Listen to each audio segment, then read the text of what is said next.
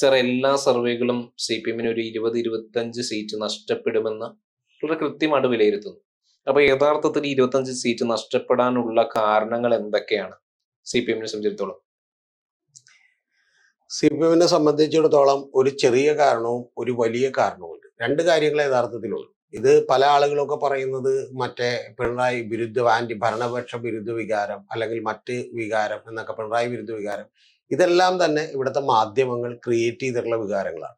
അതിന് തെറ്റൊന്നുമില്ല, കാരണം മാധ്യമങ്ങളുടെ പണി പ്രതിപക്ഷമാണ്. പക്ഷെ പ്രതിപക്ഷത്തിന്റെ പണി എല്ലാ മാധ്യമങ്ങളും എടുത്തുകൊണ്ടിരുന്നത് മനഃപൂർവ്വമായി ചില അജണ്ടകൾ വെച്ചുകൊണ്ട് മാധ്യമങ്ങൾ ഇത്തരത്തിൽ ഒരു പ്രചരണം നടത്തിവിടുകയാണ്.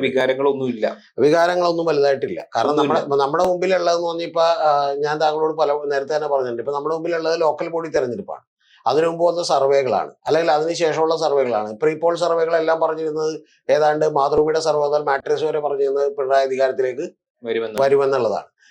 അല്ലാതെ മിക്ക സർവേകളും നേരെ എതിർത്തൊന്നും പറഞ്ഞിട്ടില്ല. ഭരണവിരുദ്ധ വികാരം ഇല്ല എന്നുള്ളതാണ് സുനിൽ കനോലും എടുത്ത റിപ്പോർട്ടിൽ പറയുന്നത്. ഇനി അതിനു മുമ്പുള്ള ലോക്കൽ ബോഡി തെരഞ്ഞെടുപ്പിലാണ് നമുക്കൊരു ആന്റി ഇൻകുംബൻസി ഉണ്ടോ ഇല്ലെന്ന് സംശയം തോന്നുക.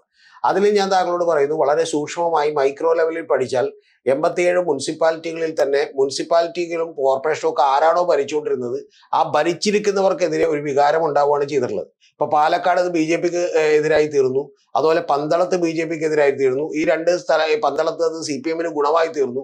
അതേസമയം കോഴിക്കോട് കോർപ്പറേഷൻ CPM-ന് വലിയ പ്രശ്നമുണ്ടാക്കി. CPM-ന്റെ മേയർ കാൻഡിഡേറ്റ് ആയിരുന്ന മുസാഫർ അഹമ്മദ് തോറ്റുപോയി.